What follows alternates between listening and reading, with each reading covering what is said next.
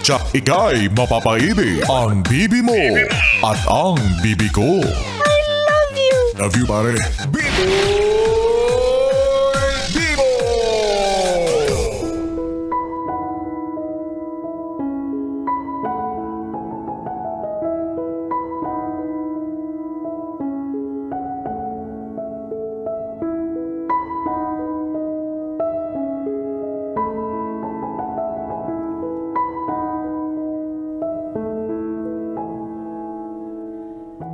Bibi,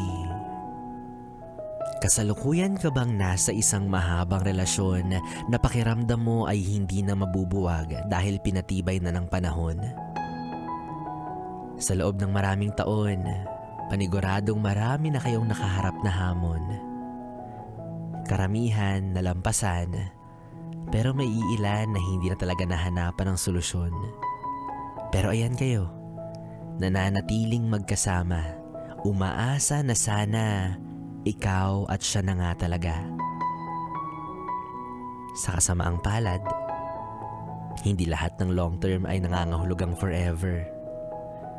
Malungkot isipin, pero kahit gaano pa kayo katagal, may posibilidad pa rin na mabuwag kayo maski isa lang sa inyo yung mawala ng pagmamahal. Nakakatakot pakinggan, nakakabaliw isipin, na yung isang taong hindi mo kaano-ano na minsang nagkaroon ng mahalagang parte sa puso mo ay bigla na lang isang araw babalik sa pagka-estranghero. Paano nga ba dapat lampasan yung ganong sakit? O hindi naman kaya, paano ba umiwas sa posibilidad na yung mahabang relasyon ninyo ay masira?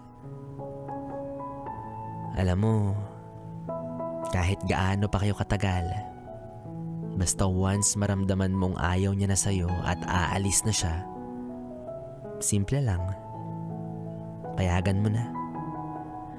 Pero bago siya umalis, itago mo yung tsinelas niya. Kaya tayo iniiwan eh. Isip bata tayo minsan eh. Yes, friend, kapiling mo pa rin ako, DJ B-Boy Bibo, para sa ating tuloy-tuloy na BB Time hanggang mamayang alas 12 dito sa 101.1 Yes FM Solid.